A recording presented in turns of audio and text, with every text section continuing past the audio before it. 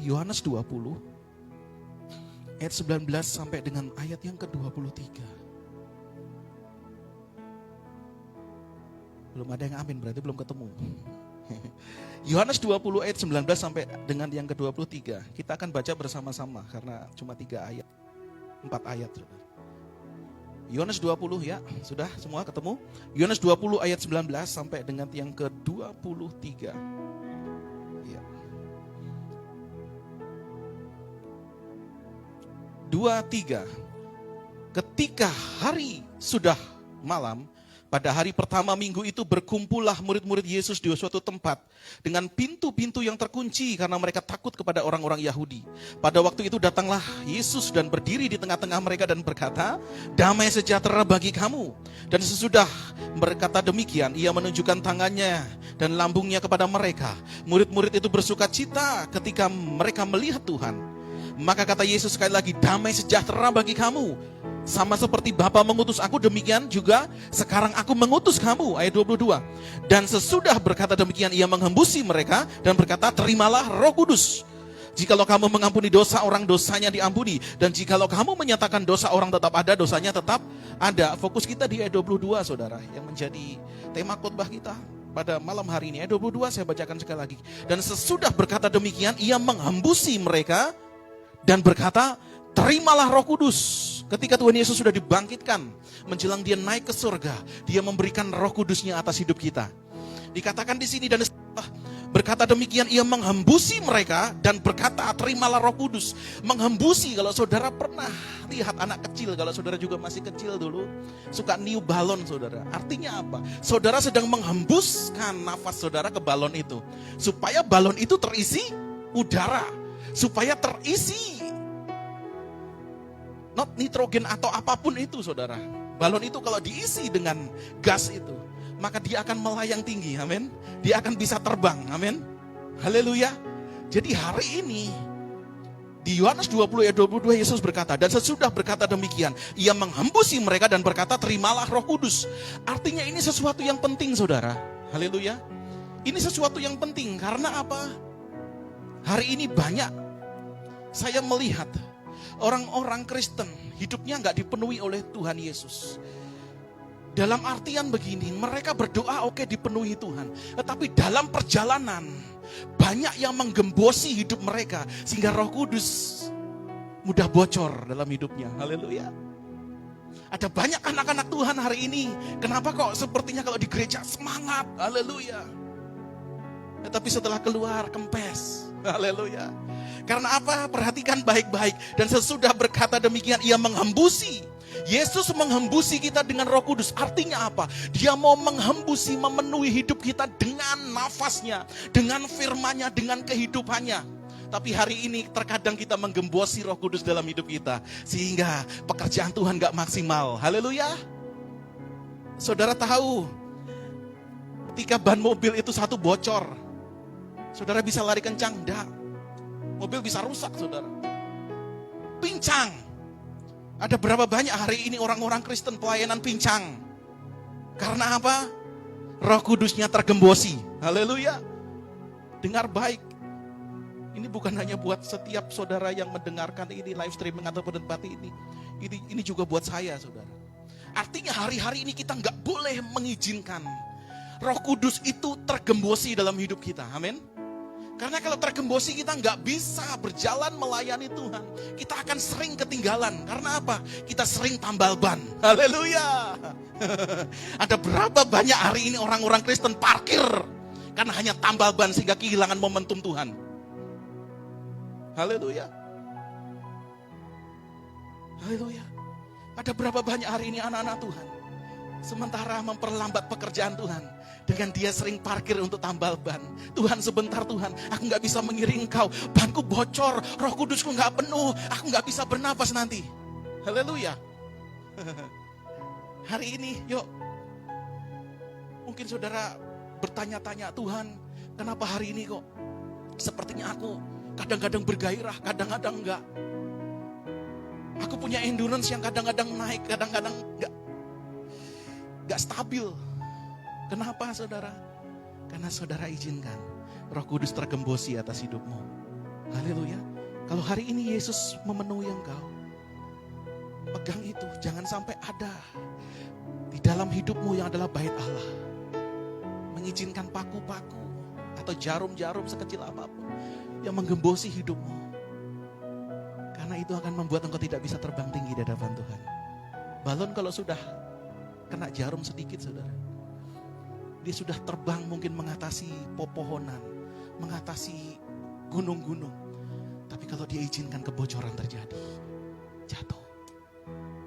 Haleluya. Hanya kepenuhan Roh Kudus. Ketika kita menjaga Roh Kudus itu, kita akan menjaga kehidupan rohani kita akan tetap di atas. Dan kita tidak akan pernah jatuh. Kenapa banyak orang jatuh hari ini? Dia mengizinkan Roh Kudus dalam hidupnya.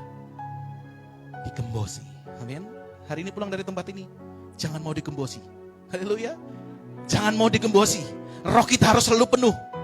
Haleluya. Supaya kita mengiring Tuhan dan gak ketinggalan. Sering tambal ban. Haleluya. Haleluya. Saya teringat, saudara, ada lagu sekolah minggu yang diplesetkan jadi parodi, saudara. Ku jatuh cinta padanya, tambah dan dalam lagi, ya, tambah dan dalam lagi. Kita harus lebih dalam lagi mencintai Tuhan, amin. Dengan Roh Kudus kita harus lebih dalam lagi. Tapi lagu ini diplesetkan, saudara. Karena kehidupan pribadinya, Roh Kudusnya sering bocor, sering digembosi.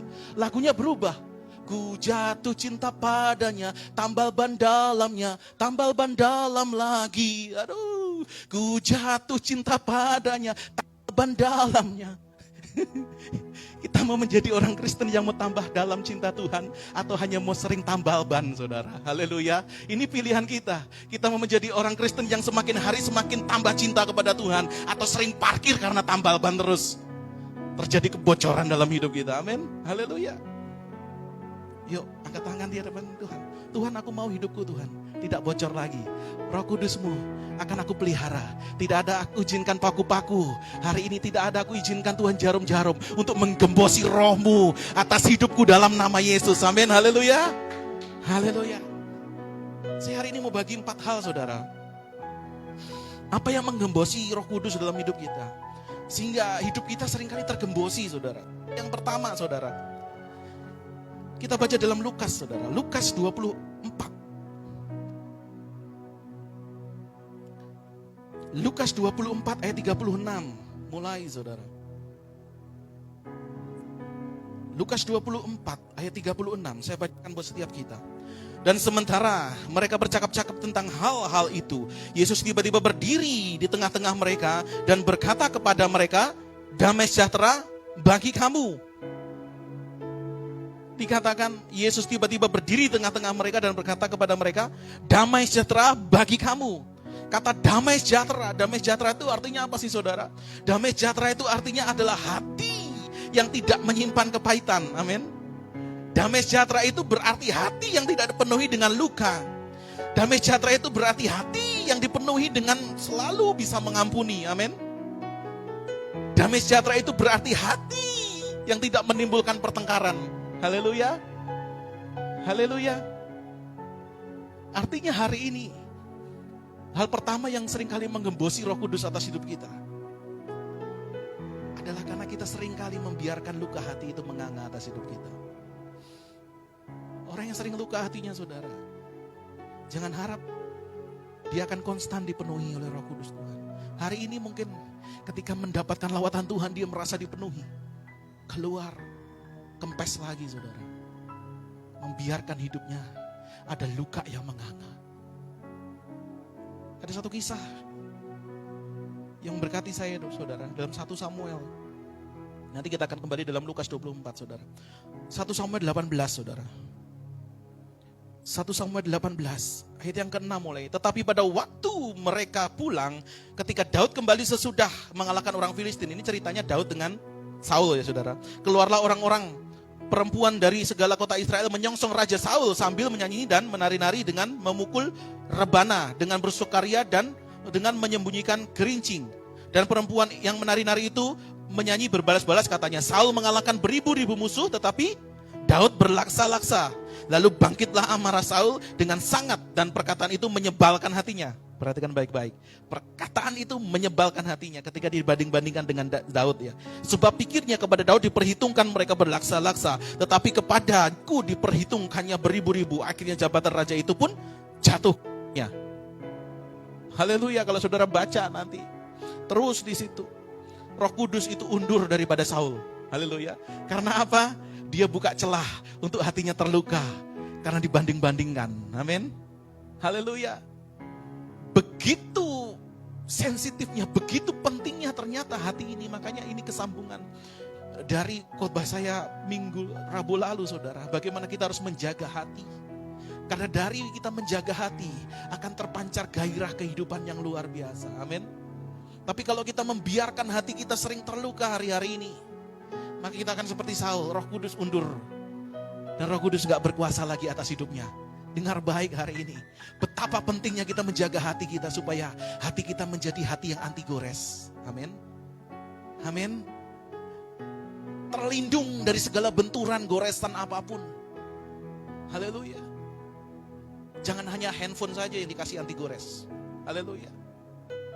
Tapi hati kita harus jadi hati yang anti gores, saudara. Amin.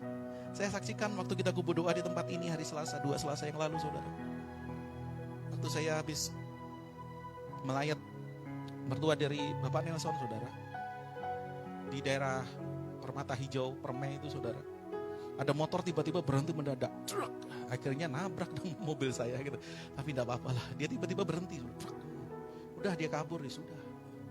Sampai di perempatan di Tanggul, saudara. Ada 2 mobil. Mobil saya sama mobil, saudara. Biasanya enggak paugah ya.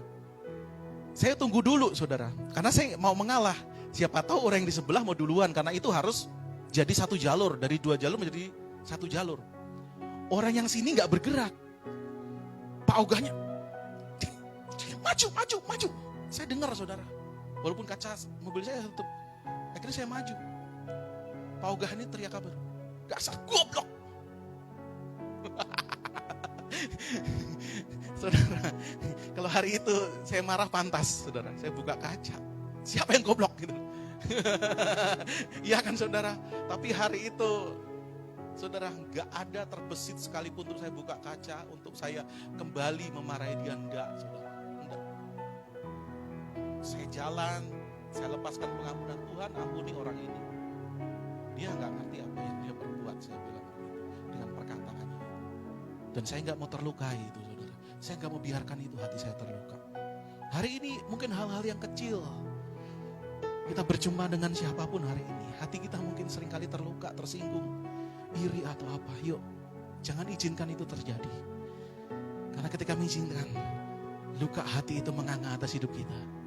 Roh Kudus akan undur. Roh Kudus dalam hidup kita tergembosi. Amin. Jangan biarkan hati kita untuk mau dilukai. Sesakit apapun terpaan badai hidup, kita mau katakan hatiku anti gores. Kamu boleh berkata apapun. Mungkin yang kau berikan dalam hidupku sampah, tapi aku gak mau menjadikan hidupku menjadi tempat sampah.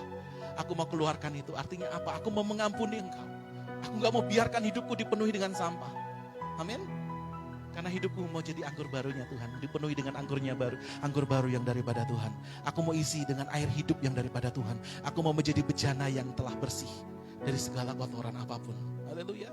Ini yang pertama, saudara. Apa yang harus kita jaga supaya Roh Kudus gak tergembosi atas hidup kita. Yang kedua, saudara.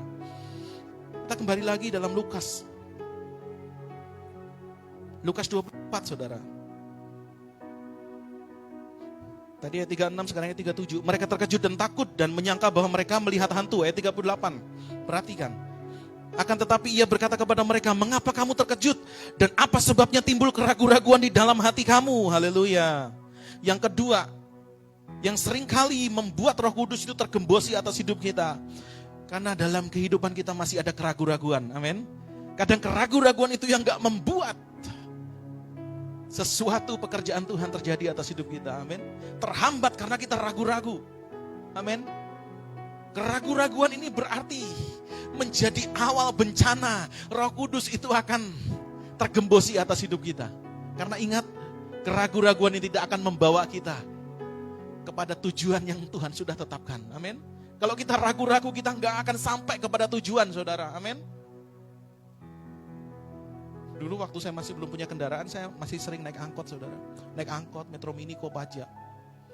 Dan saudara tahu connect dari angkot Kopaja itu pasti ngomongnya, saudara.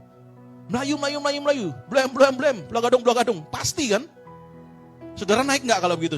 Tujuan saudara Pulau Gadung, naik kan? Cawang. Pasti naik. Karena, ini sampai di Pulau Gadung. Gitu. Tapi kalau connect-nya bilang begini, mudah-mudahan Pulau Gadung, mudah-mudahan Cawang. Saudara mau naik? Kalau saya enggak mau, saudara. Karena takut nanti dioper tengah jalan diturunin, saudara. Sering kali muter kan itu kan Metro Mini itu.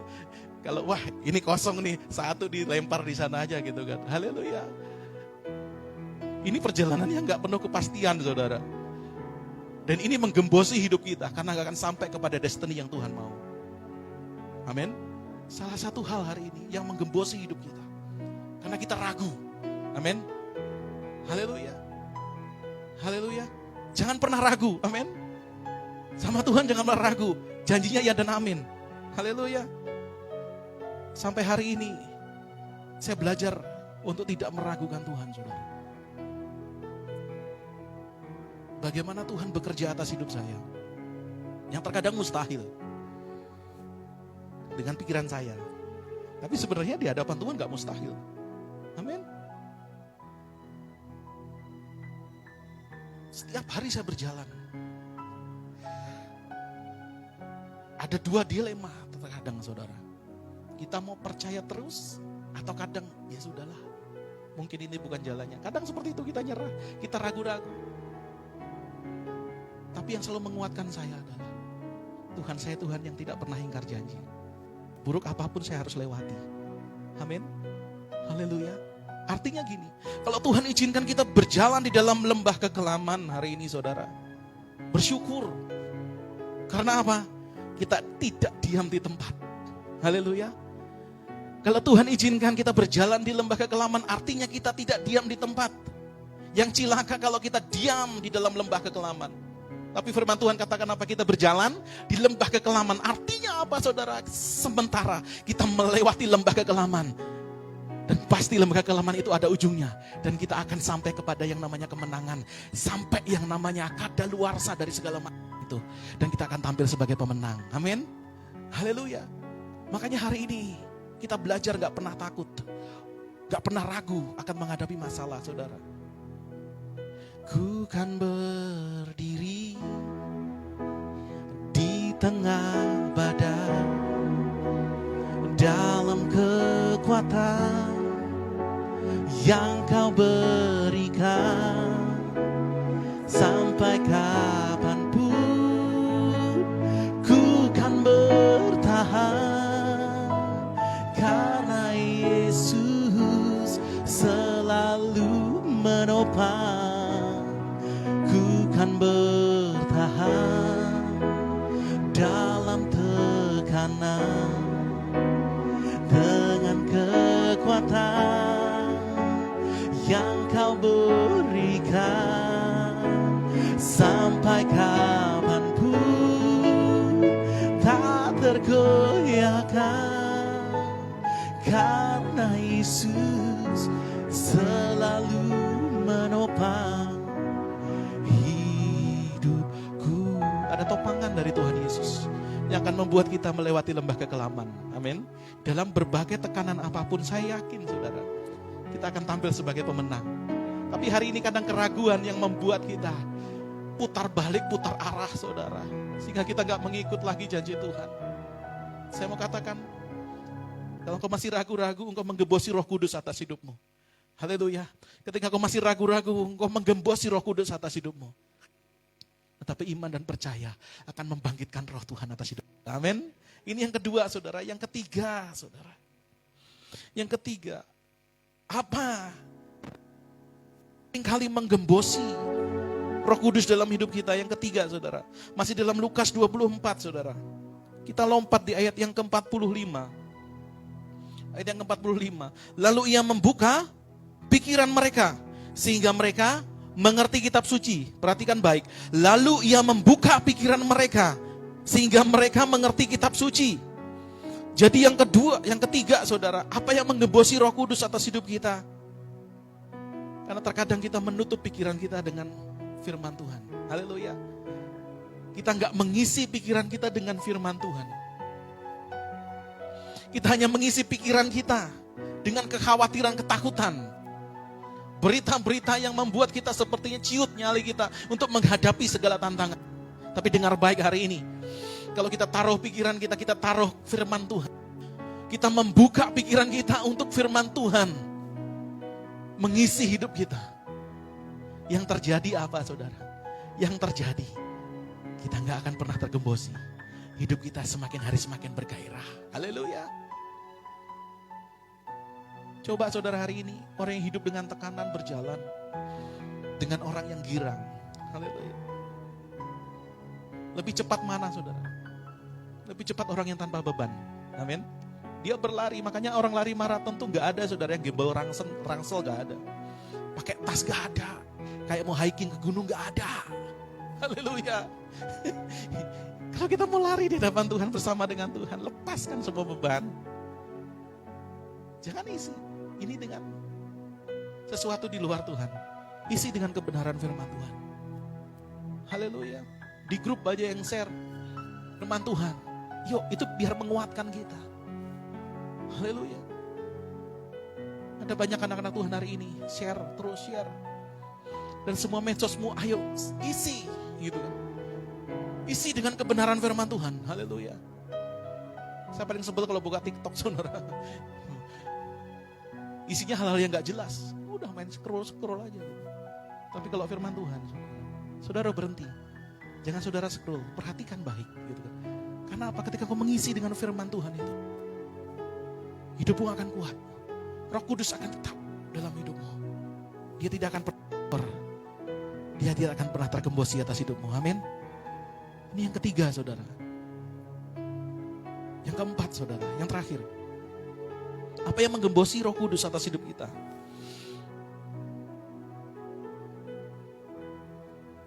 Ayat yang ke-49 saudara.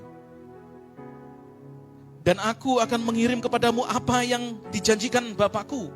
Tetapi kamu, yang dijanjikan Bapakku apa itu? Roh Kudus saudara ya. Tetapi kamu harus tinggal di dalam kota ini sampai kamu diperlengkapi dengan kekuasaan dari tempat tinggi. Tetapi kamu harus tinggal di kota ini sampai kamu diperlengkapi dengan kekuasaan dari tempat tinggi. Yang keempat, yang terakhir saudara. Apa yang seringkali menggembosi Roh Kudus atas hidup kita? Karena seringkali kita gak mau tinggal di dalam hadirat Tuhan saudara. Karena seringkali kita gak mau tinggal, menetap dalam baitnya Tuhan.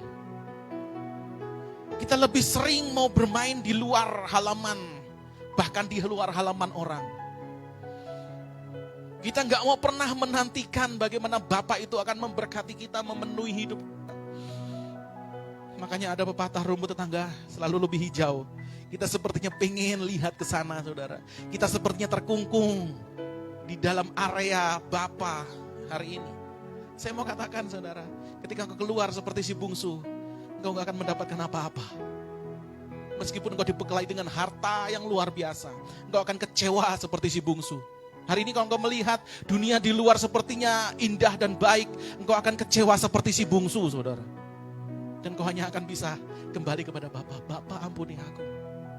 Aku sudah berdosa kepadamu. Haleluya. Yang keempat, kenapa Roh Kudus seringkali tergembosi atas hidup kita? Karena kita gak mau tinggal di dalam hadirat Tuhan. Amin. Makanya kenapa Daud itu disukai Tuhan luar biasa saudara. Daud menjadi orang yang benar-benar menyenangkan hatinya Tuhan. Karena salah satu mazmurnya berkata, cinta untuk rumahmu menghanguskan aku. Haleluya. Dan dia berkata apa? Lebih baik satu hari di pelataranmu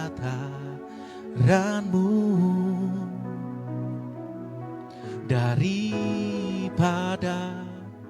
1000 hari di tempat lain.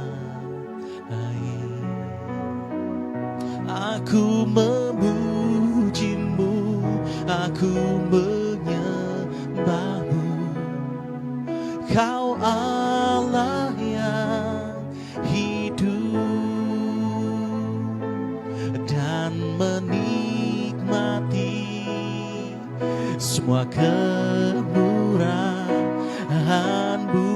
Lebih baik, lebih baik satu hari di pelataran-Mu daripada 1000 hari di tempat lain. Aku memujimu, aku memujimu, aku menyembahmu. Kau Allah yang hidup dan menikmati semua kemurahan-Mu. Haleluya saudara.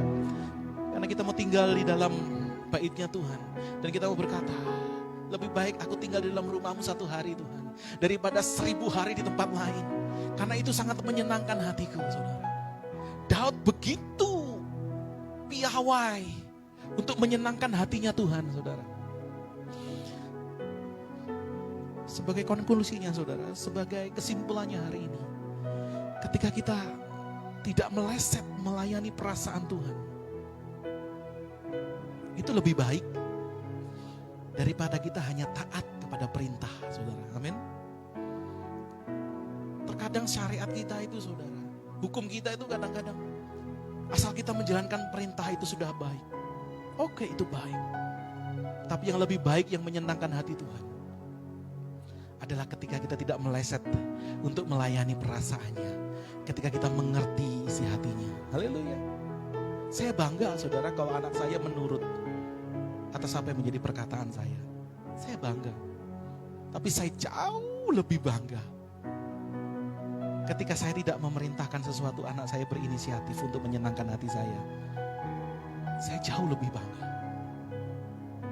Ketika anak saya menyambut saya, "Papa capek ya?" Aku pijitin ya kepalanya. Tanpa saya minta, saudara. Demikian juga Bapak. Engkau taat kepada perintah itu baik. Tetapi hari ini, ketika engkau mengenal isi hatinya, itu menyenangkan hati Tuhan. Karena apa? Tuhan gak perlu merintah kok. Tapi kita sudah tahu apa yang harus kita lakukan. Ada sepasang suami istri sudah menikah melewati 50 tahun saudara. Dan ini suami istri sudah luar biasa, chemistry-nya luar biasa. Jadi kalau ada tamu saudara, suaminya tinggal bilang teh manis keluar. Haleluya. Kopi keluar, gitu kan. Buah keluar. Haleluya. Tanpa harus bicara. Ini yang menyenangkan hati Tuhan. Kita bersahabat karib dengan Tuhan. Kita belum dibilang sahabat. Kalau kita masih mau tunggu diperintah saudara, ingat level kita dari hamba harus jadi sahabat. Amin. Tapi kalau level kita masih level diperintah, ya hamba lah. Tapi level kita level sahabat. Sahabat tidak perlu diperintah. Sahabat ngerti apa yang sahabat mau. Amin. Haleluya. Sebagai penutup saudara, saya pernah menonton film yang namanya Legion. Legion. Pernah nonton saudara? Legion. Artinya banyak setan itu kan. Setan yang banyak gitu kan. Legion saudara. Ceritanya adalah dua orang malaikat ini berantem saudara.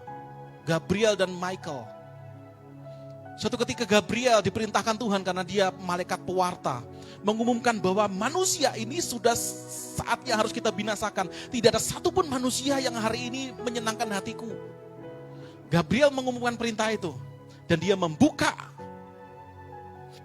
pintu alam maut saudara. Sehingga zombie-zombie itu keluar untuk memusnahkan manusia saudara. Tapi Michael, dia enggak melihat itu. Dia melihat masih ada satu pasang suami istri yang menyenangkan hati Tuhan. Dan dia sedang mengandung seorang anak dan anaknya itu dianggap anak yang masih suci. Ceritanya seperti itu. Jadi di awal cerita itu Michael tuh jatuh. Plok. Sayapnya patah saudara. Karena berantem sama Gabriel. Dia malaikat tapi hari itu dia kehilangan sayap. Makanya ada lagu malaikat tanpa sayap gitu kan. Mungkin terinspirasi dari film itu.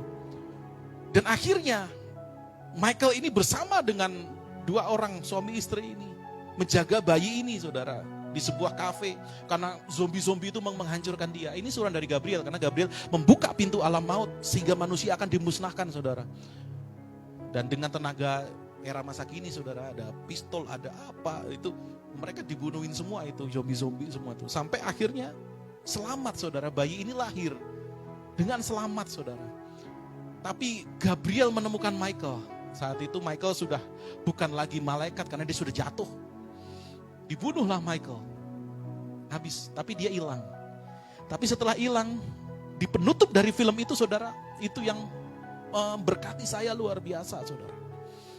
Di film itu tiba-tiba Michael datang dengan sayap kebesarannya. Dan tiba-tiba Gabriel bingung. Kamu sudah melanggar perintah Tuhan. Kenapa kamu masih bisa hidup? Bapa yang membuat aku kembali. Kenapa seperti itu? Gabriel, kamu melakukan apa yang diperintahkan Tuhan. Tapi jauh lebih dari itu, aku mengenal isi hatinya. Haleluya. Dalam isi hatinya ada pengampunan. Aku berjuang untuk anak ini bisa lahir. Anak yang tidak tercemar. Haleluya. Haleluya. Jadi dari seseorang yang hanya taat kepada perintah, Tuhan lebih suka ketika kita mengenal isi hati Tuhan. Lebih. Mari kita bangkit berdiri di hadapan Tuhan.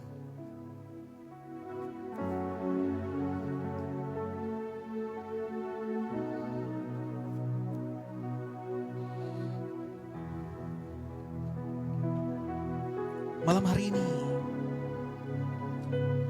kami belajar satu hal Tuhan. Lebih dari apapun yang Kau perintahkan atas hidup kami. Kami mau cari perkenanan-Mu.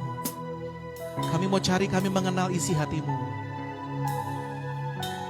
Dengar baik.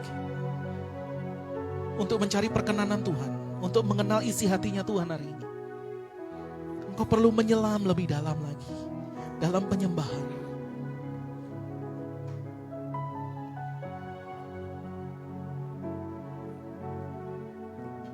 Mari ibaratkan engkau sedang menyelam di samudra yang luas. Dan engkau sedang mencari dasar lautan. Dan bayangkan dasar lautan itu adalah isi hati Tuhan yang harus engkau sentuh. Yang engkau mengerti isi hatinya. Sehingga engkau tidak pernah meleset untuk melayani perasaannya. Tapi yang menjadi pertanyaan, sanggupkah engkau menyelam lebih dalam lagi? Yang menjadi pertanyaan, mampukah engkau, bertahankah engkau dalam menyelam? Dengar baik. Ketika engkau menyelam, engkau butuh tabung oksigen untuk engkau bertahan di bawah lautan. Dan oksigen itu Roh Kudus. Dan hari ini yang menjadi pertanyaan, apakah engkau mengizinkan tabung itu bocor? Apakah engkau mengizinkan tabung oksigen itu bocor? Karena ketika bocor engkau gak bisa sampai kepada kedalaman. Engkau gak bisa sampai untuk menyentuh dasar lautan.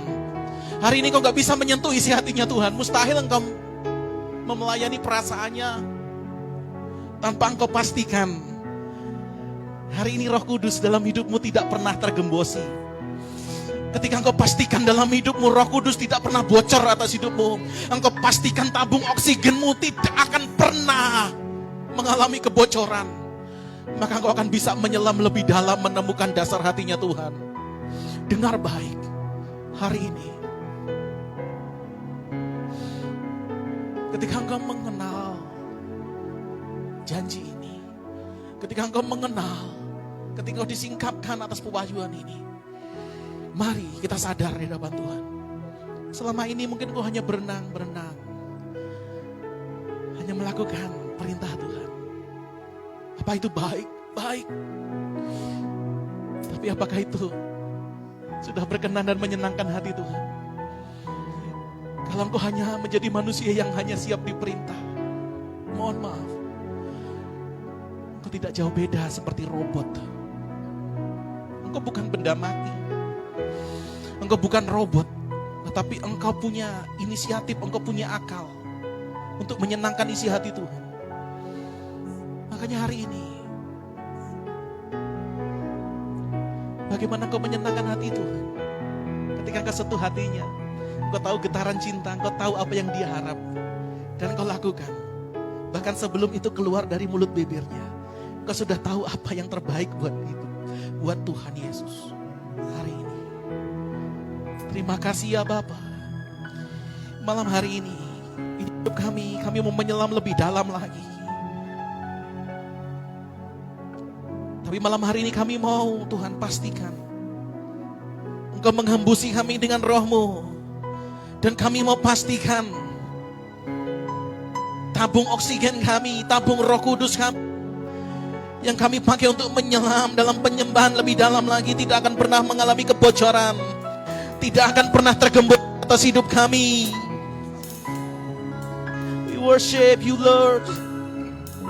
Mari penuhi kami.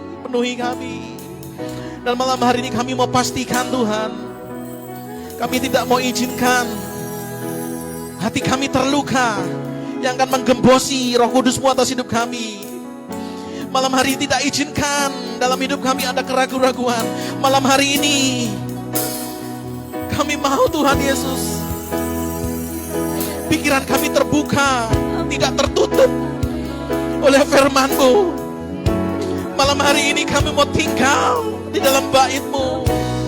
Kami tidak mau menantikan bait yang lain, tapi hanya rumah-Mu ya Bapa. Hanya rumah-Mu yang kami rindukan. Hanya Engkau yang kami rindukan malam hari ini, Yesus. Haleluya.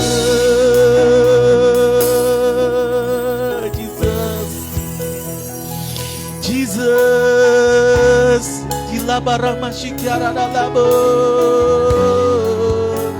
Malam hari ini, kalau luka hati